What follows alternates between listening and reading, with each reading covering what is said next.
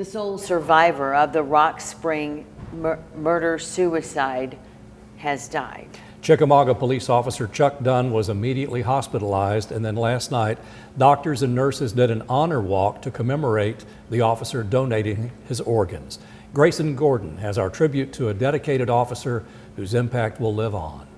The city manager told me today that the community is devastated by the death of Officer Dunn. He says that there have been many to support him while he is in the hospital and also many to support him during his honor walk.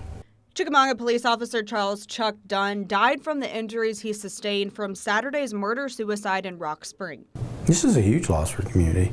Jacqueline Payne and her father, Eugene Denny, were killed by her husband, Russell Payne, over the weekend. Dunn was at the home off duty when investigators say the suspect shot him. From my understanding, it was not uncommon for him to be over there regularly, having dinner with them. Many people showed up at the hospital to celebrate his life before his organs were donated. I do know the nurse come in and told us that they had never had that many people show up at an honor walk before.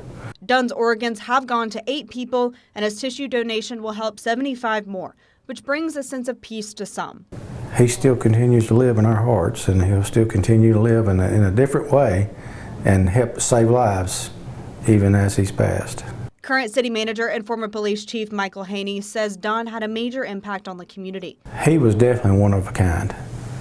He would talk with anybody, cut up with anybody. He could really take a bad situation and turn it into a good situation. Haney says people have been sharing stories to remember him, including talking about his love for animals. He was routinely rescuing animals and taking them to a nearby vet clinic. It was not uncommon to see him with a different dog in his car. He also directed traffic mainly at the local elementary school. Haney remembering he always had a bright smile on his face.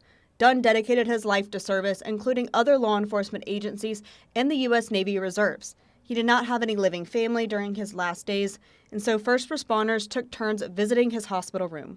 We were his family. We were the only people we had. A donation fund has been set up online to cover both medical and funeral costs. Right now we're trying to get through and be strong for him and get his funeral taken care of and make sure he has a good burial and he's honored. The link to donate is on our website. Reporting in Walker County, Grayson Gordon, Local 3 News. Friends and colleagues in Chickamauga and beyond are mourning the loss of Officer Dunn, and all of us at Local 3 News will remember his kindness and his courage.